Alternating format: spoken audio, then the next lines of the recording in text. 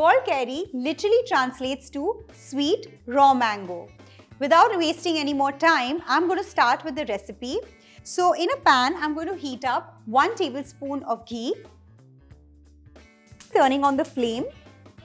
Once the ghee melts, let's add in a few whole spices. So 2 pieces of cinnamon, 2 cloves and 4 to 5 peppercorns.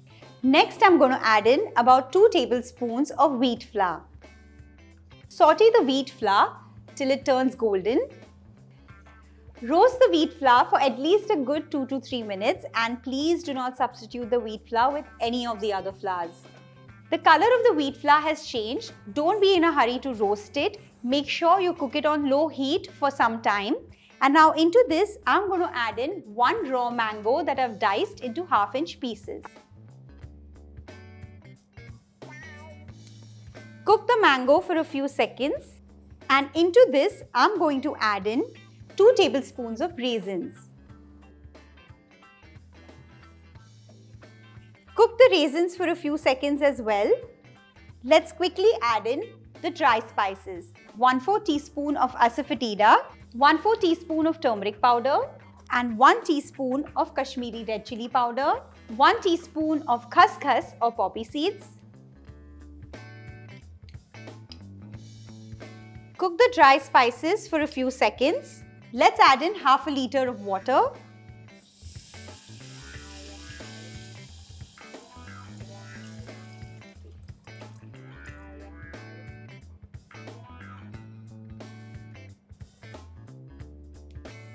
Add in salt to taste and let this boil for at least a good 10 to 12 minutes till you reach the right consistency.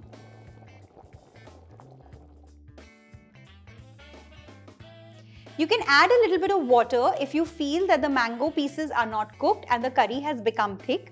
Once the mango pieces are about 75% cooked, I'm going to add in the sugar. Quite a bit of sugar goes into this recipe, but please do not substitute the sugar with jaggery because it's going to change the taste completely.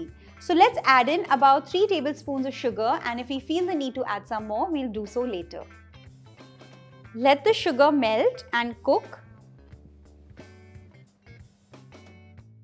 After adding the sugar, boil it for about 2 to 3 minutes and check whether the mango pieces are completely cooked.